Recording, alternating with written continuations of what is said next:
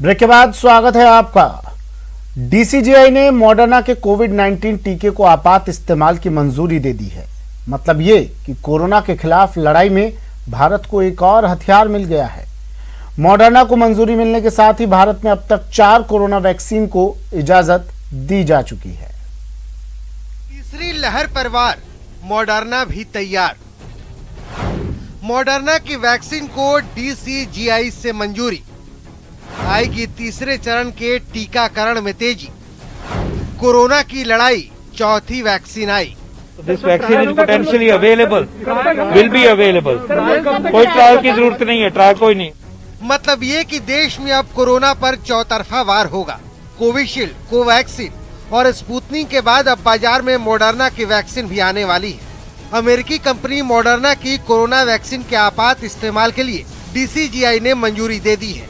सिप्ला अब इस वैक्सीन का आयात भारत में कर सकेगी। ये जो लाइसेंस मिला है, ये पहला इम्पोर्टेंट स्टेप है कि आप रिस्ट्रिक्टेड यूज के लिए न्यू ड्रग की परमिशन आपको मिल गई है, इमरजेंसी यूज ऑथराइजेशन हो गया है। अब इसके बाद जो अगले स्टेप हैं वो कंपनी करेगी। उसके जो भी प्रोसेस है वो सिंपल से प्रोसेस है, उनको खत्म करेंगे प्रोसेस। उसके बाद ये वैक्सीन इंपोर्ट हो सकता है। अब सवाल है कि मॉडर्ना को भारत में लाने का अगला प्रोसेस क्या है। तो जान लीजिए कि अगली प्रक्रिया है ब्रिज ट्रायल की।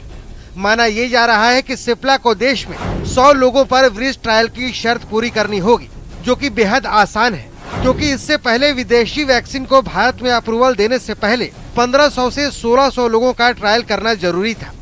लेकिन 15 अप्रैल को सरकार ने पॉलिसी में बदलाव कर इसे 100 लोगों तक सीमित कर दिया। मतलब ये कि अगर ब्रिज ट्रायल की शर्त पूरी हो जाए तो फिर मॉडर्ना की वैक्सीन को भारत आने में देर नहीं लगेगी। आइए अब आप अमेरिकी कंपनी मॉडर्ना की रख रखाव के बारे में समझ लीजिए। मॉडर्ना वैक्सीन है, उसको अगर मीडियम टर्म में रखना है सेफ, तो -20 डिग्री पे 7 महीने तक ठीक रहता है। लेकिन अगर हम उसको 2 to 8 डिग्रीज पे रखते हैं, जैसे फील्ड में ले जाके नॉर्मल कोल्ड चेन कंडीशंस में रखते हैं, तो 1 महीने तक उसमें ये रह सकता है। इसलिए इसको आगे फील्ड में ले जाने के लिए कोई बहुत ज्यादा कोई प्रैक्टिकल इश्यू नहीं है। हमारा कोल्ड चेन का जो सिस्टम है इसको अच्छी तरह से संभाल लेगा। मॉडर्ना को भारत में पहली इंटरनेशनल वैक्सीन कहा जा रहा है, क्योंकि ये सीधे इंपोर्ट होगी, देश में इसकी मैन्युफैक्चरिंग नहीं होगी। बता दें कि भारत में मॉडर्ना की 2 डोज लगेगी। साथ ही जल्द ही फाइजर को लेकर भी डील फाइनल होने वाली है। यानी फाइजर को मंजूरी मिलने के बाद भारत में वैक्सीन की संख्या बढ़कर 5 हो जाएगी। Bureau report, news 18 network. प्रदेश सरकार ने गाइडलाइन के साथ मनरेगा का काम करने की छूट दी है, लेकिन अलवर में नियमों की अनदेखी कर मनरेगा मजदूरों की जान खतरे में डाली जा रही है।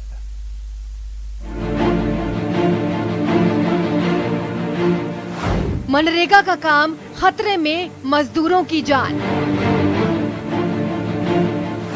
एक जगह 30 से ज्यादा मजदूरों से काम क्यों? मजदूर या मजबूर? सवाल रोजी रोटी का है, सवाल भूख का है। तो मजबूर मजदूरों की जान को संकट में डाला जा रहा है। जी हाँ, सरकार ने गाइडलाइन के साथ मनरेगा के काम करने की इजाजत दे दी, लेकिन अजमेर के उमरान पंचायत के माधोगढ़ गांव में मनरेगा के काम के दौरान गाइडलाइन की धज्जियां उड़ते हुए देख लीजिए। एक जगह पर 30 से ज्यादा मजदूरों को काम करने पर पाबंदी है, लेकिन यहाँ 182 मजदूरों से काम करवाया जा रहा है। इतना ही नहीं, यहाँ ना तो सोशल डिस्टेंसिंग का ध्यान रखा जा रहा है और ना ही मजदूरों के लिए मास्क और साबुन का इंतजाम है। ये सुविधा तो अभी तो ये नरेगा ही चल रहा है, और पानी वानी की समस्या है हमारे, जो करवाएंगे अब कब योजना आएगी तब। छाया की तो बिल्कुल भी कौन है, पानी भी दूर से लाए, पानी दूर से लाते हैं, पानी भी बहुत दूर से लाए। छाया तो बिल्कुल भी कौन है, धूप में ही बैठा था, थोड़ी बहुत देर बैठा था। दवाई या मेडिकल की दवाई मेडिकल आ रही है। कष्ट का थोड़ा है, अभी 6 दिन हुए हैं काम चलते हुए। और पानी की व्यवस्था ठीक है, यहाँ से पास में टंकी है, यहाँ से पानी की व्यवस्था हो जाती है। वैसे छाया है, ये काफी पेड़ है, यहाँ पे छाया में बैठ जाते। 182 आदमी है, जिनमें से 152 आए। डेली के 120 रुपये के हिसाब से हैं, 220 के हिसाब से। वैसे कोई मिट्टी कम निकालते हैं तो उसके पैसे कट के भी आते हैं। जोड़ खुदाई का कार्य चल रहा है, तालाब बने हुए, जोड़ बने। सुविधा तो बस यहाँ काम कर रहे हैं और छाया है ही, और कुछ सुविधाएं नहीं है। कोई मेडिकल की टीम, दवाई, मेडिकल आ गया, सैनिटाइजर, मास्क वगैरह कुछ है? आ गया वो तो। कितने वो मिलते हैं आपको? ये तो भी बताया नहीं कितना मिल रहा है पैसा। मनरेगा के तहत तालाब बनाने के लिए मिट्टी की खुदाई कर रही महिलाएं कोरोना संक्रमण के खतरे से अच्छी तरह वाकिफ हैं, लेकिन रोजी रोटी के लिए मजबूरी में बिना किसी बचाव इंतजाम के काम करने को मजबूर हैं। ये लापरवाही भारी पड़ सकती है। ऐसे में बड़ा सवाल, कहाँ है जिम्मेदार? आखिर मजदूरों की मजबूरी का फायदा उठाकर जान से खिलवाड़ क्यों? न्यूज़ 18 राजस्थान के लिए अलवर से राजेंद्र प्रसाद शर्मा की रिपोर्ट। प्रदेश में पानी की किल्लत से परेशान लोगों का आक्रोश फूटने लगा है। पानी के लिए अलग अलग जगहों पर लोगों ने हल्ला बोला। बूंद बूंद की प्यास, आवाम का आक्रोश। कहीं टंकी पर चढ़कर पानी की मांग, कहीं सड़क जाम, अधिकारी लॉक। हमको पानी दो। 3 तस्वीरों में देखिए किस तरह पानी के लिए कोहराम मचा है। नागौर, दौसा और सवाई माधोपुर में बूंद बूंद पानी के लिए तरस रहे लोगों का आक्रोश फूट पड़ा। नागौर में लोगों ने पानी के लिए सड़क जाम कर अधिकारी को दफ्तर में ही लॉक कर दिया। तो दौसा में पानी की किल्लत से परेशान 2 युवक टंकी पर चढ़ गए। उधर सवाई माधोपुर में लोगों ने जलदाय विभाग के दफ्तर के सामने प्रदर्शन किया। पानी को लेकर मचे घमासान में सबसे पहले बात नागौर की। यहाँ के डेगाना इलाके के चांदारूण गांव में पानी किल्लत से परेशान ग्रामीणों ने सड़क जाम कर प्रदर्शन शुरू कर दिया।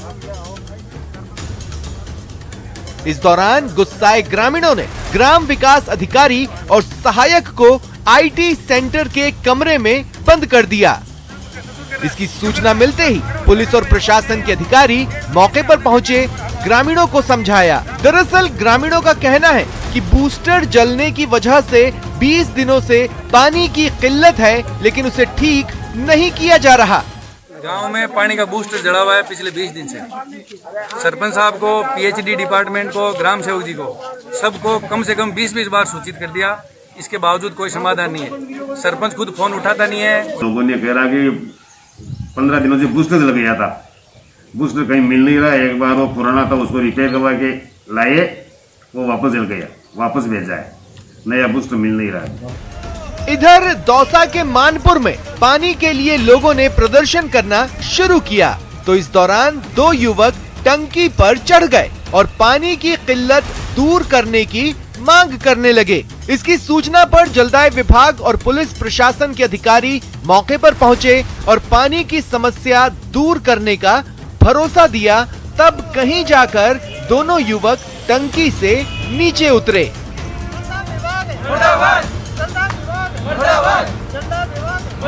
वहीं सवाई माधोपुर के गंगापुर सिटी में पानी की किल्लत से परेशान लोगों का आक्रोश फूट पड़ा। एसडीएम ऑफिस और जलदाय विभाग के दफ्तर के सामने लोगों ने प्रदर्शन कर पानी की समस्या दूर करने की मांग की। प्रदर्शन कर रहे लोगों का कहना है कि नलों में पानी नहीं आ रहा, टैंकरों से पानी की सप्लाई नहीं की जा रही। इसकी जानकारी अधिकारियों को दे चुके हैं, लेकिन पानी की समस्या का समाधान नहीं किया जा रहा। Bureau report, news 18 Rajasthan.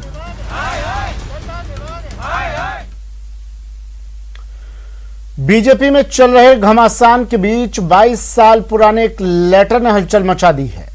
पहले अनुशासनहीनता के आरोप में वसुंधरा राजे के करीबी एक नेता को नोटिस मिला, लेकिन अब इस पुराने लेटर के जरिए प्रदेश अध्यक्ष सतीश पूनिया पर अनुशासन वाला तंज कसा जा रहा है। ये रिपोर्ट देखिए। घमासान में लेटर बम की एंट्री। जो खुद व्यक्ति अनुशासनहीनता कर चुका हो, अनुशासन की पराकाष्ठा क्रॉस कर चुका हो, वो दूसरे को अनुशासन की क्या सलाह दे सकता है? बीजेपी में अनुशासन वाला वार। इस तरीके से उद्घाटित करके यदि कोई लोग ये सोचें कि अनुशासनहीनता के मामले से पार्टी में बच जाएंगे, ऐसा कभी नहीं होगा, क्योंकि हमने अपनी बात मर्यादा में की थी, उसके बाद पार्टी ने उचित समझा मुझे जिम्मेवारी देने का। बीजेपी में सब कुछ ठीक ठाक होने का दावा करने के चंद दिनों बाद ही पार्टी में जबरदस्त घमासान मचा है। पहले एक पूर्व मंत्री को नोटिस और नोटिस के बाद एक पुराने पत्र के मीडिया में आने से तय है कि पार्टी में सब कुछ ठीक ठाक नहीं है। हालांकि पार्टी के प्रदेश अध्यक्ष कहते हैं कि सालों पुराना ये पत्र सियासी साजिश का हिस्सा है। इस तरीके के पत्र, इस तरीके की चीजें किसी सियासी षड्यंत्र का हिस्सा जरूर है, लेकिन मैं पूरे तरीके से ऐसी बातों का सामना करने के लिए तैयार हूं, क्योंकि मुझे लगता है कि जिस तरीके से मुझे व्यक्तिगत तौर पर टारगेट करने की कोशिश हुई है, तो ये तो शुरुआत है, हो सकता है कुछ और भी हो जाए, लेकिन मैं इनसे डरने घबराने वाला नहीं हूं। दरअसल इस पत्र के जरिए प्रदेश अध्यक्ष सतीश पूनिया पर तंज कसने की कोशिश हुई है। पत्र का मजमून ये है कि जो खुद पार्टी अनुशासन तोड़ चुका हो, वो दूसरों को इसका पाठ कैसे पढ़ा सकता है।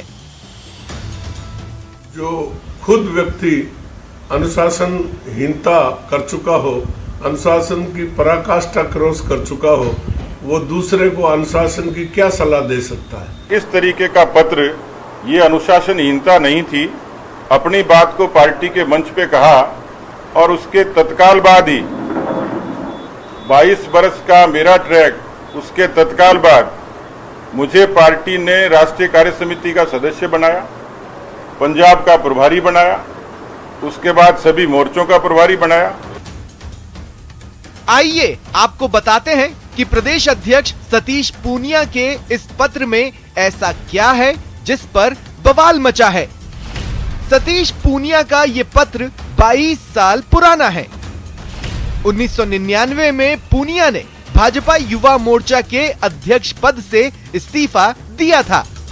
पार्टी के कुछ नेताओं के खिलाफ पूनिया ने नाराजगी दिखाते हुए पत्र लिखा था। पूनिया ने तब भैरव सिंह शेखावत समेत 3 नेताओं पर सवाल उठाए थे। पत्र में राजेंद्र राठौड़ और राम सिंह कसवा को लेकर भी तंज कसा गया था। 22 साल पुराने पत्र के सामने आने के बाद राजस्थान में सियासत गर्मा गई है। वसुंधरा राजे के करीबी और पूर्व मंत्री रोहिताश्व शर्मा इस पत्र के हवाले से बगैर नाम लिए पूनिया पर हमलावर हैं। लेकिन पूनिया कहते हैं कि पार्टी में कोई झगड़ा नहीं है। अभी कोई चुनाव नहीं है, अभी कोई नेता का झगड़ा नहीं है। कोई ऐसा प्रश्न आएगा तो पार्टी का पार्लियामेंट्री बोर्ड सक्षम है, वो जो निर्णय करेगा उसके पीछे हम सब लोग जिंदाबाद करेंगे, सब उस निर्णय का अनुसरण करेंगे। तो इसलिए कोई झगड़ा किसी किस्म का है ही नहीं। पार्टी की कार्यकारिणी की बैठक में भी साफ किया गया था कि पार्टी एकजुट है और चुनाव आने के वक्त नेता का चुनाव संसदीय बोर्ड करेगा। लेकिन पार्टी में वसुंधरा राजे समेत कुछ नेताओं को लेकर खींचतान से इनकार नहीं किया जा सकता। बाबूलाल थायल, न्यूज़ 18 राजस्थान। फिलहाल इतना ही, दीजिए इजाजत, नमस्कार।